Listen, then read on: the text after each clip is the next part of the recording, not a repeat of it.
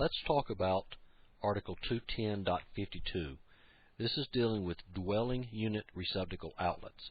Now remember, the work that you'll be doing in this module is based on the 2011 National Electrical Code Book.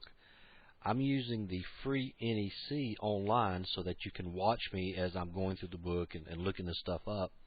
Is based on the 2008 National Electrical Code. So some of the pages may be off.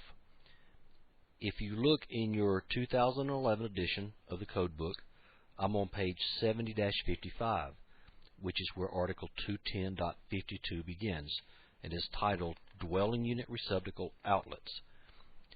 Well, in here, looking at Article 210.52, Dwelling Unit Receptacle Outlets, you'll see that this will explain to us the 15 and 20 amp 125 volt receptacle outlets that are required to be installed in a single family dwelling. If we'll look down, scroll down a little bit, and let's look at the general provisions. So Article 210.52 Part A, it tells us here that in every kitchen, every family room, every dining room, living room, parlor, library, den, sunroom, bedroom, recreation room, or similar room or area of dwelling units, what this is telling us is in every house, if there's a building and a family lives in it, this pretty much encompasses all of the rooms. Receptacles must be installed following the next three provisions. The first requirement is the spacing of the receptacles. All of the receptacles must be placed along the wall so that there is no distance or no space is more than 6 feet from a receptacle outlet. And when we're talking about wall space, they go on to explain here in subpart 2 that wall space, as used in this section, means any space of a wall that is 2 feet or more in width. So if you have a door that opens into a room and is kind of near one side of the room, but the space behind the door, between the end of the door and the wall, is 2 feet or more, then you've got to have a receptacle placed there.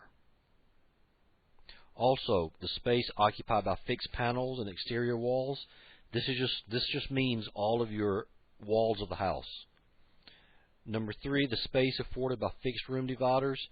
So if you have like a bar between maybe the kitchen and the dining room, you still have to have receptacles placed there. And then floor receptacles are not considered part of this unless they're located within 18 inches of the wall. So basically, installing receptacles in a house, you're going to have receptacles about within 6 feet of each other, all at every point along the wall.